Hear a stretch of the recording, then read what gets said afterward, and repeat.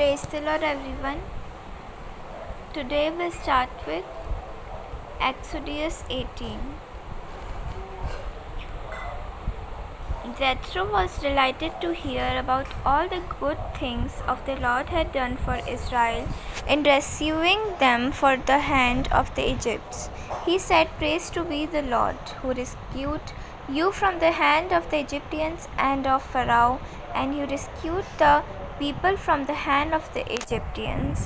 Now I know that the Lord is greater than all the other gods, for he did this to those who had treated Israel arrogantly." Then Jethro, Moses' father-in-law, brought a burnt offering and other sacrifices to the Lord. And Aaron came with all the elders of the Israel to eat a meal with Moses' father-in-law in the presence of God. The next day Moses took his seat to serve a judge for the people, and they stood around him from the morning till evening. When his father-in-law saw all that Moses was doing for the people, he said, "What is this you are doing for the people? Why do you alone sit as judge, while all these people stand around you from the morning till evening?" Moses answered him, "Because the people come to me to seek God's will. Whenever they have a dispute, it is brought to me, and I decided between the parties and inform them of God's decrees and instructions." Moses' father-in-law replied, "What you are doing, this is not good. You and these people who came to you will not only wear yourselves out, the work is too heavy for you. You cannot listen it alone. Listen now to me, and I will give you some advice.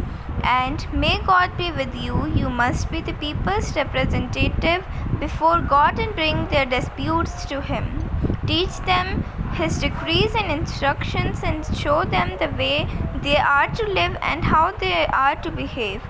But select capable men from all the people, men who fear God, trustworthy men who hate dishonest gain, and appoint them as officials over thousands and hundreds, fifteens and tens. Have them serve as judge for the people at all times, but have them bring every difficult case to you. The simple cases they can decide themselves. That will make you, Lord, lighter, because they will share it with you. If you do this, and God so commands, you will be able to stand the strain, and all these people will go home satisfied." Moses listened to his father-in-law and did everything that he said. He chose capable men from the Israel and made them leaders of the people, officials over thousands, hundreds, fifties and tens. They served as judges for the people at all times. The difficult case they brought to Moses, but the simple ones they decided themselves. Then Moses sent his father-in-law on his way, and Jethro returned to his own country. On the first day of the third month after the Israelites left Egypt, on that very day that came to the desert of Sinai, after they set out from Rephidim, they entered the desert of Sinai, and Israel camped there in the desert in front of the mountain. Then Moses went up to God, and the Lord called to him from the mountain and said, "This is what you are to say to descendants of Jacob, and what you are all to tell the people of Israel. You yourself have seen what I did to Egypt, and how I carried you on eagles and brought you to myself. Now if you obey me fully and keep my covenant, then out of all nations you will be my treasured possession. Although the whole earth is mine, you will be for me a kingdom of priests and a holy nation." These are the words of you are to speak to the Israelites.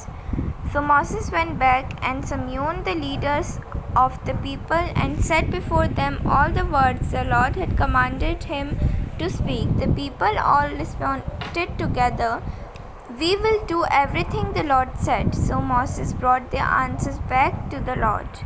Amen. God bless you all. Bless you.